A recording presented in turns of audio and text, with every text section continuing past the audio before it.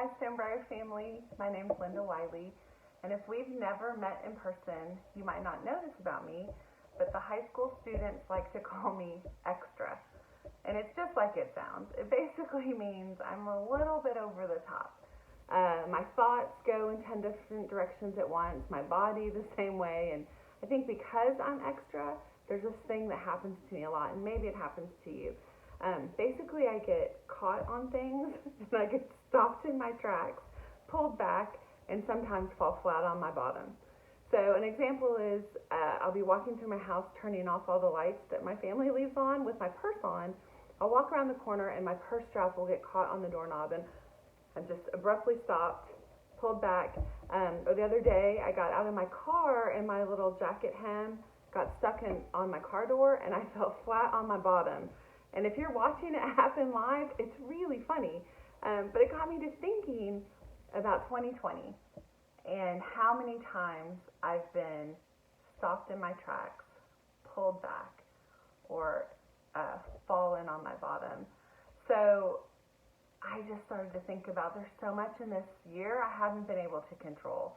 So much of it is out of our control. So what can I do? And I can control me. That's it. I can control my thoughts, I can control my responses, my reactions, I can control my attitude. So I have really been focusing on controlling my attitude. And I look to God's Word, and I read the story of Joseph, and it's found in the book of Genesis. And here is a man I want to have an attitude like.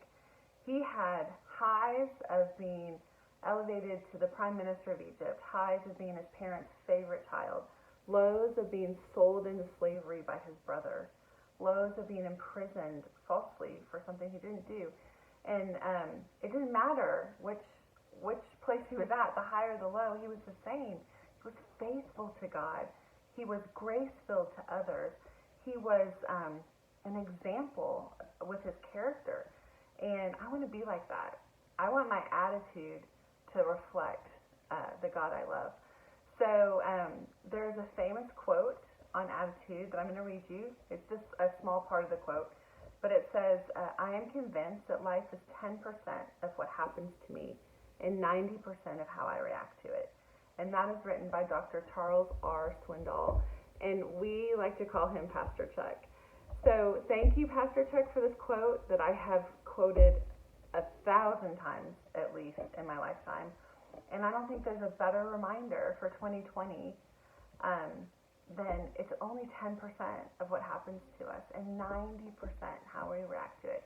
So I'm going to choose to try to have an attitude like Joseph. I confess, I don't know if my brother sold me into slavery and they came later in life and needed me, if I could do what he did, where he loved them and provided for them and their families, but I hope I would. So that's my hope for you too, that our attitudes are one that reflects our love for Jesus and our love for each other.